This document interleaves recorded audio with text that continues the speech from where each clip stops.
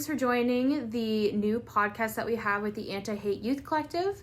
Before we get into the live that we have today, I just wanted to introduce myself. My name is Vanessa Bumanlag. I'm the project coordinator at the South Asian Center of Windsor and for the Anti-Hate Youth Collective. And my name is Asma, and I'm an executive member of the Anti-Hate Youth Collective. We're so excited to be able to soft launch our podcast. We've been thinking about doing this for the past couple of weeks, and we think it's a really great time for everyone to kind of just sit down and listen to us have a conversation about things that I think really matter and the conversations that we need to have in Windsor, Essex in order to move forward with diversity and equity. So today we're going to be talking about second-generation immigrant children and lived experiences. So we wanted to go a little bit into what a second-generation immigrant is. So both Asma and I are both second-generation immigrants. So that means our parents or one of our parents have immigrated from a different country other than Canada. And we were either born or raised in Canada as well. So they immigrated, they had children here. I don't know if that's true for you or... Yes. I was also born and raised. Okay, I was going to say, sometimes the terminology I feel like gets a little confusing, so we just wanted to kind of go over that first. But Asma, I didn't know if you wanted to go into a little bit about your family history and your background, kind of go into that. Sure. So my parents, or I'd say my grandparents, were like my ancestors, were all from India. And then my grandparents, both sets of them, they moved to Pakistan in around the late 1940s, 1950s when the whole separation happened with India and Pakistan. And so that's where my parents were born. And then my parents, when they got married in 97, they moved here to Canada where they had me and the rest of my siblings. So I call myself a Pakistani Canadian, even though I technically have roots back to India. But yeah, that's a little bit about my background of where I'm from. Yeah, for sure. So I think for me, so I'm Vanessa.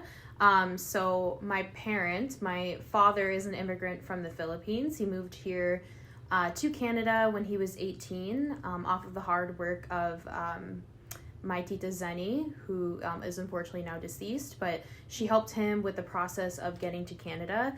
And it was at a very, very crucial time in my father's life because he realized that he wanted to move his family roots from the Philippines to Canada to kind of give them a better life, and probably similar towards what you experienced with your family. So my father moved here. He moved to Windsor, and he attended St. Clair College, and he met my mother. They were next door neighbors, and they got married and proceeded to have 4 beautiful children. I am one of the youngest, so I'm very gracious for everything that my aunt and my father has done to kind of establish the Bumanlag roots in Windsor. And there are definitely some different struggles that my father definitely went through, as we talked about being people of color, people of minority status who are different, especially growing up in like the 70s and 80s, like what my family has gone through. It's a very, very different I guess experience than what we've kind of dealt with for sure. Right. So I don't know, did your family experience, obviously probably did experience some struggles. Did you want to like delve into that a little bit? Sure. I feel like one of the issues when it comes to with like talking about these kind of things in like basic culture, or I feel like maybe in immigrant culture, is the fact that like they just keep it hidden. Like I feel like my dad does not really talk about the things that he went to like such an extent, but I know from what he told me that it was, you know, definitely challenging, that when he came here he had like a couple thousand to like his name, and you know my sister was born, and then I was born like a year later, and then he struggled to find a job in like his field that he had studied, so then he had to make like a split decision to like switch and go into a completely different like field, and then he started master's in that program or whatever. So like I remember he said that like, you know, for him it was like the pressure or like stress of having like a whole family to provide for while he was doing like master's full time, and then like hoping to find a job before like, you know, things got any more like stressful or hard on him and stuff. No, for sure. So that was like one of the challenges I experienced, and then I'm not sure when it comes to like discrimination or like racism if they experienced it. Like I know for us there's always like that underlying like discrimination or microaggression that like we experience throughout our lives, but it's kind of been like so normalized where we don't even, like, consider it as, like, oh, this is something that, like, really, like, was hard on me. Yeah, for sure. And, like, that's interesting that you kind of say that, because we talk a lot about the training that I actually just went through last week at the university, Beyond Diversity. We talked about how people of color kind of have to analyze each interaction and conversation that they have to have in order to see if there's racialized undertones, right? So I think, like, with my parents, my dad moved here when he was 18, and I think he's going to be in his late 60s, early 70s soon. So he came to Canada at a very different time, I think, than probably maybe your parents did. Yeah, because mine came in the late 90s. So okay, and he came 70s, you said? Probably like 70s, 60s. So wow. So definitely. Yeah, so when my dad originally immigrated to Canada, there was a lot of underlying racialized comments that he had to endure. Not necessarily, like, and I don't want to discredit his experience, but in the Philippines particularly, like, for me, when you look at me, I'm very white. My skin color is white because of my mom. With my dad and my sister, if you look at them, they have a darker skin color, even though my sister, like me, is half white, half Filipino. So when you look at my father, you can tell he's a minority. So a lot of the things that he was put up against was, even when he was being married to my mother, the priest at the church that they got married at asked my mother if she was 100% certain that she wanted to marry somebody of that color.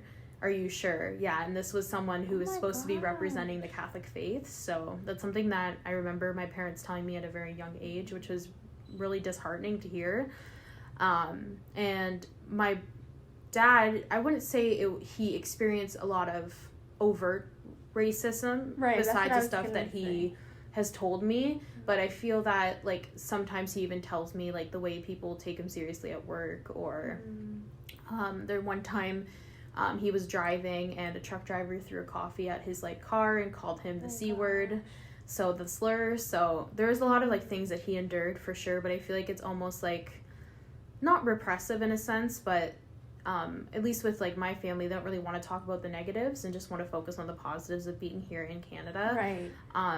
But then that also causes, like, I feel like generational, like, trauma when it comes to, like, ignoring those types of things for sure. Yeah. So yeah. I know the struggles that our parents face are very, very different. Yeah. In the sense that what you and I experience as second generation immigrant children that live in Windsor, our experiences are very different, which is something that I wanted to kind of talk about today. Yeah. So one of the things that I know you and I were talking about before was kind of the identity crises that we kind of go through as immigrant children, and some of the things that we went through. So if you wanted to kind of go into maybe how you felt growing up in Windsor and, like, different things that you experienced. Sure. So for me, I will also say that, like, actually, I'll first just talk about, like, how it was growing up. So, I mean, when I, like, first started school, I went to public school, and, you know, there were, like, a diverse, like, range of children. Mainly they were white, but, you know, there were, like, a couple Arabs. I probably was the only Pakistani at the time, me and my sister, and then there were, like, some Asian kids. And honestly, I did not experience any racism or any, like, discrimination at all. Like, I had such a great time at that school, so many great memories. Like, I will always look back at them fondly. But when I was in grade 4, my parents moved us to a private Islamic school, and you would think that because we were all Muslims, everyone would just, like, get along so well and just, you know, everything would be peaceful. But no, like, that's when I experienced, like, just so much, like, it was just really toxic over there. It was, like, the Arab girls, or, like, the Arabs, they ran the school, and if you were, like, a minority, they made you feel like crap because they felt that you were superior. And so, like, my sister's class, my grade, and just, like, so many other, like, students in general, like, we just experienced, like, so much, like, toxicity and, like, discrimination. They would alienate us. Like, sometimes they would, like, directly, like, target you and, like, outright say things to you. And they would try to turn, like, the other minorities against each other. So I remember, like, I had a friend who was Indian, and one of the girls approached me, and they're like, oh, why do you want to be friends with her? Like, how can you stand the curry smell, like, isn't it so nasty? Mm-hmm. And like, as a kid, I was like, what is she talking about? Mm-hmm. Like, I never, like, smelt that or Mm-hmm. anything, but, like, that's just, like, how they would do. Like, they would try to, like, just, I guess, like, weaken us. Like, even we were friends, they wanted us all just to be, like, alienated, isolated, not have anybody, and just, like, you know, just have, like, a terrible time. So those years, like, being at that private school was, like, really depressing and just, like, horrible. I think that's where, like, I developed, like, my social anxiety and everything because of, like, being in a class full of girls who are just, like, so out to get you. And yeah, so I guess, like, yeah, I think, like, a lot of it has to be attributed to, like, not being able to fit in a particular group. At the diversity training, and I hate to bring it up again, and make this whole thing about it, but at the diversity training, I was given a chance to be vulnerable with a group of people at the university, which I'm very thankful about, in order to help with their EDI task force, to kind of talk about the identity crisis that I personally went through, and I'm sure people listening to this podcast and can relate to this, is growing up half white, half Asian, I never felt like I could fit in with my Filipino culture because I wasn't Asian enough for that side of it. So, like, what you were talking about with different girls, like, pitting up against each other, I kind of had a similar experience growing up where there was almost a sense of urgency to become successful in our culture, and to that our worth was associated with that. So constantly people, and I don't mean this to be, like, reprimanding or whatever, because I know it comes with good intention, but people comparing other kids against each other, which is extremely harmful and not productive, and extremely harmful for their self-esteem. So there is a whole comparison culture of what it meant to be successful, or what it meant to be Asian. And if you didn't fit that, then other parents would talk about you. You wouldn't be able to fit in properly with a certain group of people, and you would be labeled as too white, for an example, or whitewashed. That was something I heard a lot growing up, was, you know, as a white, half Filipino woman, you know, I am white, and to be called whitewashed is extremely offensive, and it felt like I should assimilate myself towards being more just white instead of Filipino. And I'm very proud of my Filipino culture and my heritage and my roots. And then when I went to Catholic school, so I went to Catholic school in Windsor, and I grew up there, and I went there for the majority of my life. I never switched schools. It became painfully obvious to me in an all-white school that I was the only Asian person. So I lived in a predominantly used to be well-off neighborhood, where there wasn't a lot of diversity. There was maybe 4 or 5, maybe 6 Asian students that were there, and I believe we only had one black student, and he was half black, who was in my cohort, my year. So a lot of the times growing up with my identity was, I heard people make comments about my Asianness. So it would be something like, oh, you only got an A on that test because you're Asian, not because of my hard work and my dedication towards my education. Things like, what's that smell, when I would bring food to lunch that wasn't white. Same experience. So it was very different, like, navigating that. I feel as though a lot of those kids, obviously, they didn't know what they were saying, but they obviously learned it from somewhere, which is in their environment, which is unfortunate that they're spewing that kind of hatred and that kind of expectation to act as that to this literal children. But definitely those are the types of things that I think shaped my identity, whereas I started to assimilate to kind of appease people. So one of the things I talked about in I hate to bring it up again, the diversity workshop that I went to last week. It was a really great workshop. It was a really vulnerable. Yeah, it was nice. I really liked it. And one of the things I talked about was, and I never really thought about this until actually last week, and it's something that kind of like swooped off the top of my head, was I made one of our assignments in high school or grade school was to create a satirical piece, so a satire piece about something, it's about basically a step-by-step how-to kind of. And based off of all the racism and the discrimination that I faced as a kid, I thought it would be really funny to write a stereotypical article about how to be Asian. Oh. So I internalized all the things that I heard and things that had been said about me, and had that mentality of like, well, I can't beat them, why don't I just join them and fulfill that Asian stereotype that you think that was funny. So I saw myself almost assimilating to being towards that like funny Asian person that's hyper aware and wanting to be, you know, Asian. So one of the things that I did was that article, and the sad thing, and that I look back on it that I'm not very proud of about it, was at graduation I was recognized for writing that piece by a white teacher, and I was awarded for writing that piece and for my leadership. And as an adult working in this role, I realized how sad that was, that there was an adult in that room that thought that was okay to acknowledge that type of piece and not sit me down and explain why this is something that shouldn't be obviously made fun of. But unfortunately, a lot of, and I'm sure that you feel this way too, a lot of Asian cultures their racism and their discrimination is underlooked, and it's more of a laughing matter as opposed to something that's serious. And I don't think we really switched that perspective until the COVID-19 pandemic, when the violence and the hate really started to go against people who looked like me and people who were Asian. So that was just some of the things of identity that I kind of went through the past week about going through the workshop training that I did and trying to dissolve that from my mind and also analyze why that happened.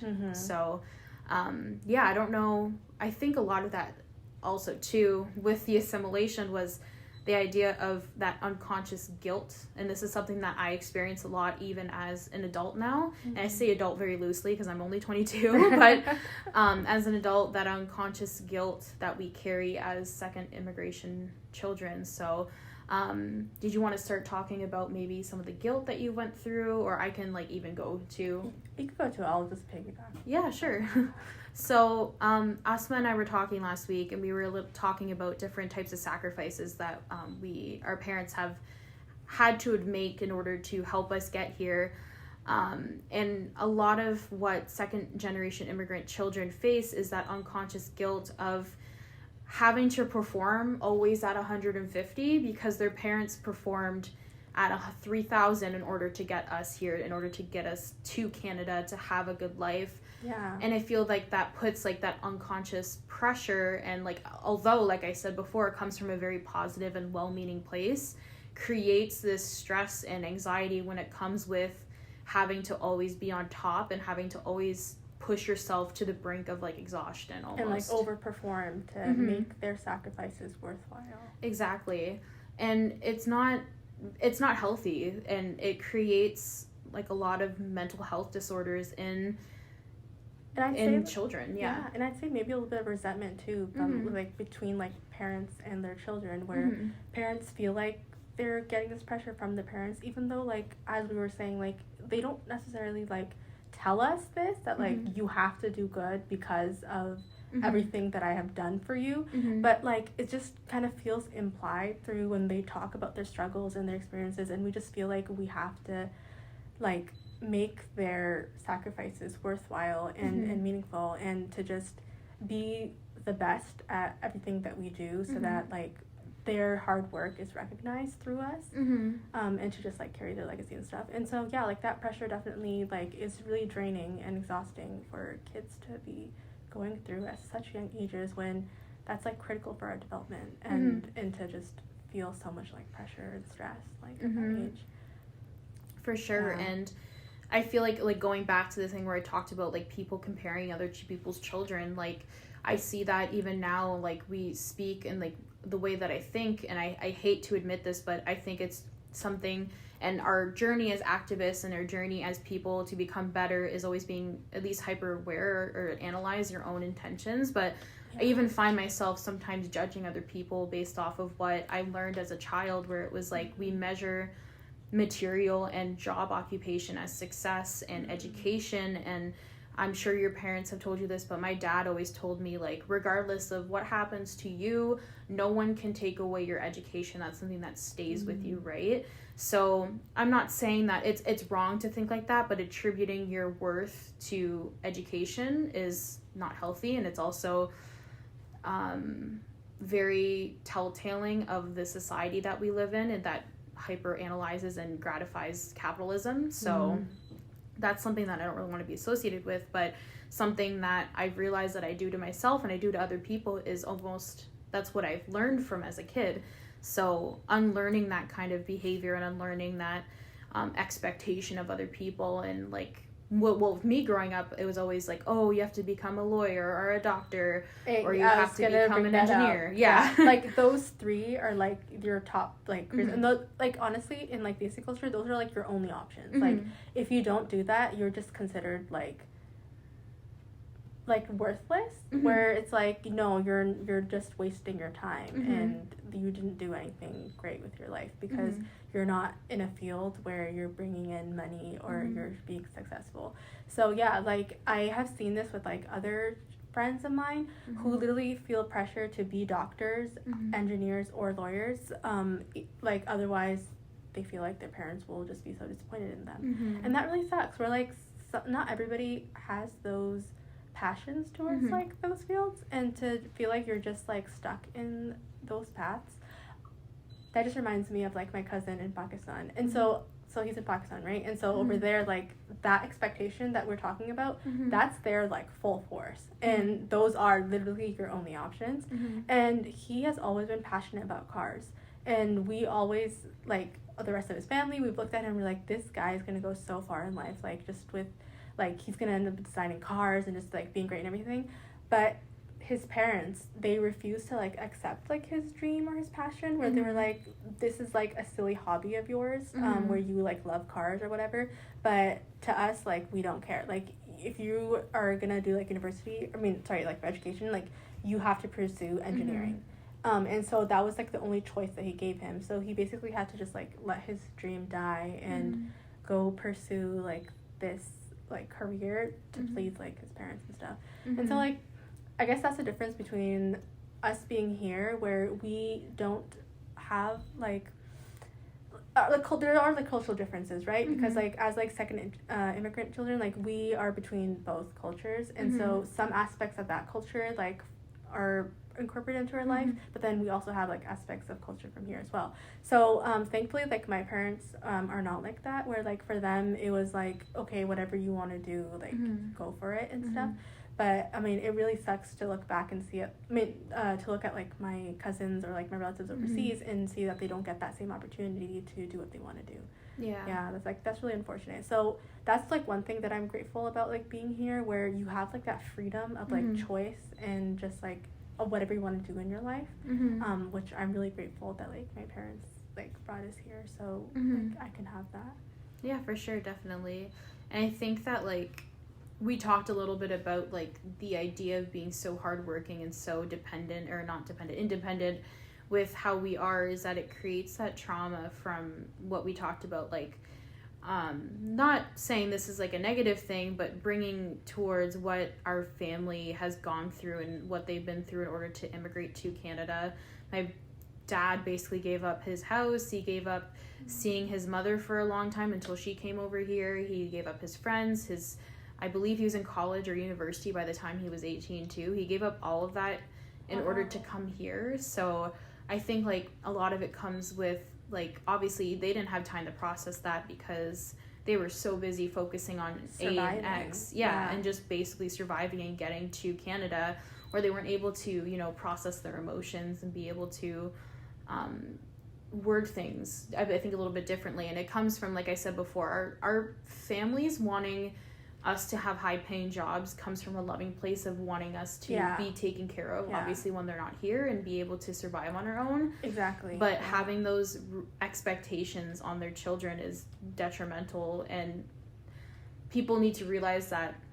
I think a lot of the times, too, when we see children that have immigrant parents like us, is that they push their dreams that they once had in their country onto us in order to fulfill them. And it causes a very large, I feel like, trauma and like identity crisis, like what we were talking about.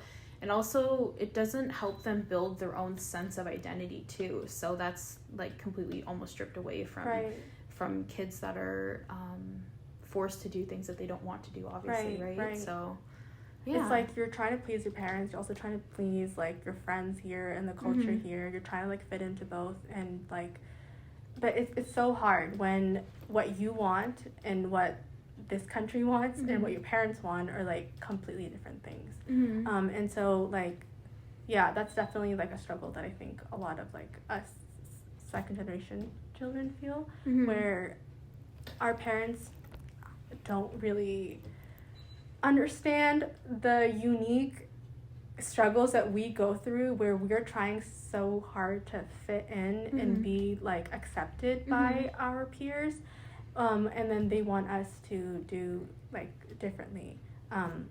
Just saying like that, like the identity crisis of like that we all just experience it as like second generation children, of trying to fit in with the white culture or the dominant culture in Canada, and then also trying to balance our parents, their culture and their expectations and everything that they believe is right. And yeah, it's just, oh, and I was saying that like basically it's like in psychology, one of the theories of Erickson's, I think it's psychosocial development theory. I believe that's what it's called, but I could be totally wrong. But during this time period of like emerging adulthood or like teenage years is when where like youth experience identity crisis and just trying to like figure out like who they are like truly and just like fit into society. And so that's already, identity crisis is already something that like all children are going through at that time. But then I feel like second generation children have it even harder, where you have like a bicultural identities and trying to merge both into like one, or like trying to figure out a way where you can fulfill your parents' expectations and what they want with like what this country expects to, is definitely like challenging. Yeah, for sure. And I think that one of the things that I was thinking about in the back of my head, and I'm losing my train of thought as we speak here, but it has something to do with like white culture. Oh, okay.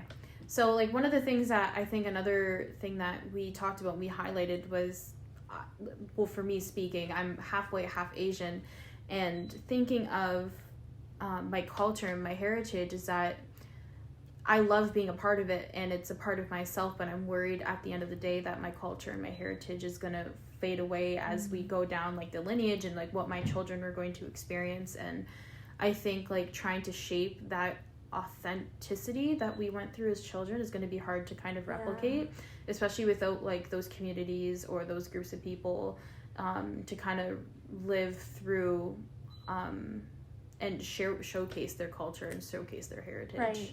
And I know we were talking about that before. We were saying that like as second generation children, we create technically like our own culture, which is like a merge or like a blend of like both cultures that we are a part of.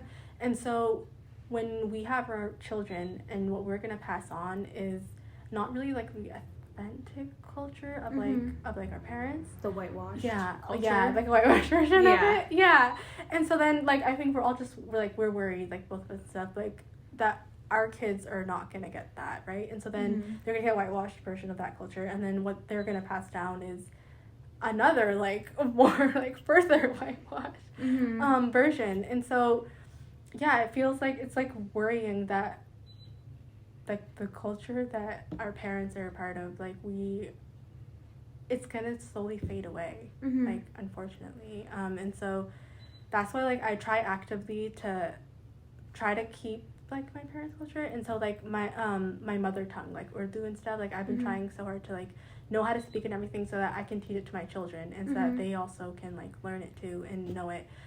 Because I've seen it, like looking at like my family friends, those who are younger than me, like those children, they're slowly losing it, where they don't really speak Urdu, they don't really know how to pronounce like the words, they don't know how to like, they don't use it every day, right?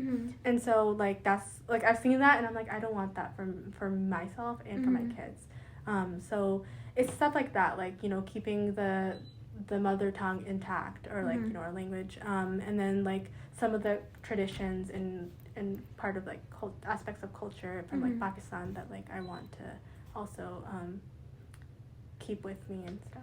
Yeah, for sure. And like one thing that like, so my partner currently, he is white American, so he's Polish. So one of the things that like I talked about, and once again going back on the workshop that I went to, was I have this fear, and I was talking about this earlier with the identity crisis, was that there is almost that sense of urgency where I feel like my heritage and my culture is going to fade away as we go down the line, right?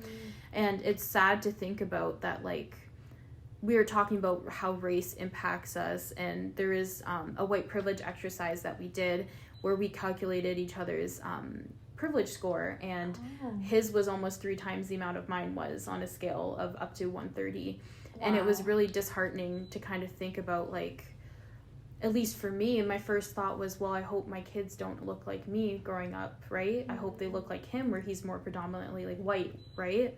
And it's sad to have to think about that, and it's disheartening, because the last thing I'd want to do is lose my sense of heritage and lose my culture, where my father literally gave up his life on the other side of the world in order to come here.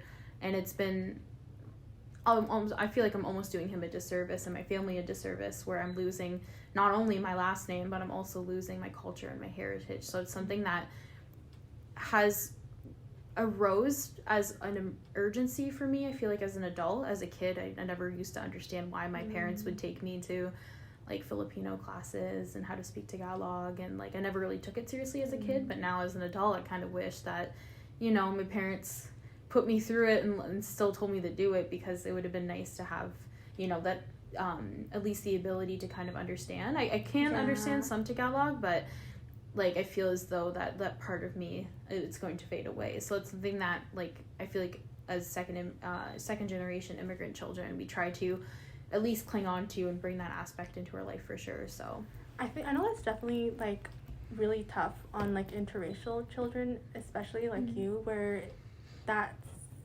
sense of urgency is probably there, where like losing part of some of your culture because of having 2 different like ethnicities and stuff.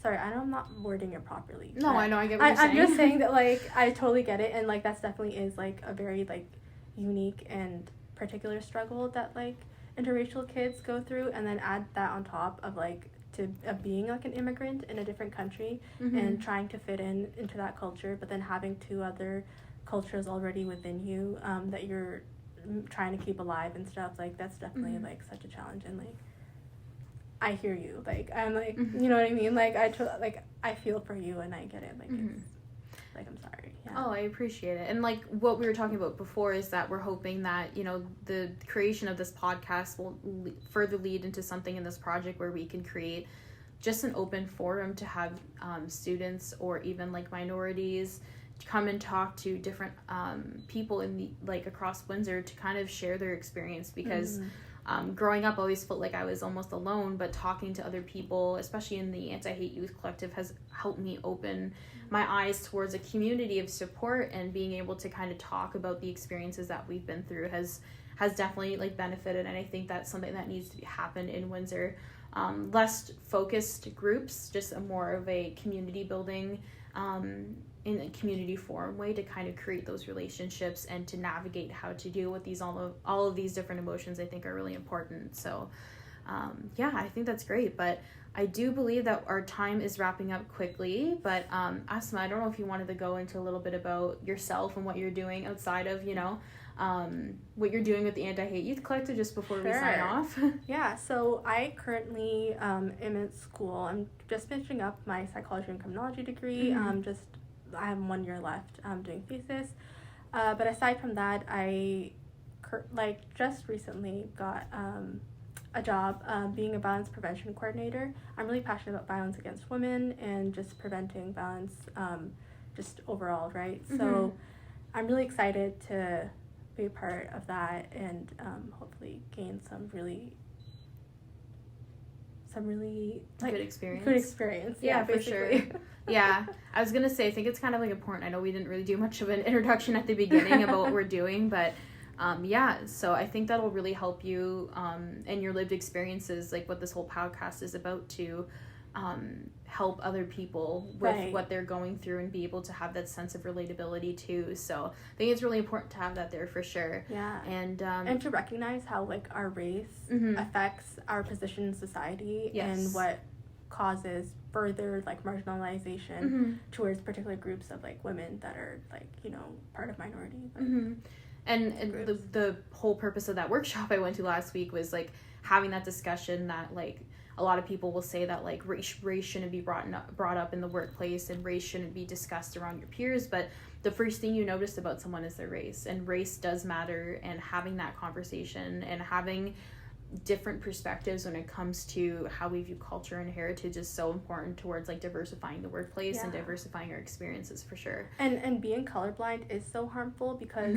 we do see color, right? Like people do like influence, well, like people like will view you differently because of your race, right? Like, and unfortunately that is just like the truth of the matter, and like I wish that wasn't the case, but like that's just what everyone goes through when you're like ethnically or like part of like a minority group, right? So we have to acknowledge our differences and recognize that people are treated differently because of their background, and to address that is like recognizing it is like important to address it, like instead of just like pretending it doesn't happen and that it's not doesn't belong in the workplace when it does exist. It's important, and race does matter because it's in our everyday lives, and it's something that you can't just separate and it's from. Literally a part of us. Like, this is literally, we can't take away our race. Our experiences, our perspectives, everything is tied to race. As much as people don't want to admit, everything that you do, all your perspectives, the way you were grown up, everything is tied to race and how you experience that. But I think that's it for today. I just wanted to thank everyone for listening to our podcast. This is our first go at doing this, so we're hoping that you had a good time listening to what Asma and I had to say. If you feel free to follow us on social media, we do have an Instagram page. It's at WE, Anti-Hate Youth Collective. So the WE obviously stands for Windsor, Essex, Anti-Hate Youth Collective. We are a collective based out of Windsor, Ontario, that is dedicated for youth aged 12 to 25 and dismantling and handling racism and discrimination within Windsor, Essex specifically. We just about to finish our first year of the project, and we're really looking forward to having an expansion of our projects and expansion, including this podcast, open to the next time that we do, in the next year that we have the project. So feel free to follow us on social media. And I just wanted to do a quick thank you to Asma for coming out and having this conversation with us. And we're looking forward to seeing all the work that you do. Thank you for having me. Yeah, I really appreciate it and getting the chance to talk about like my lived experiences.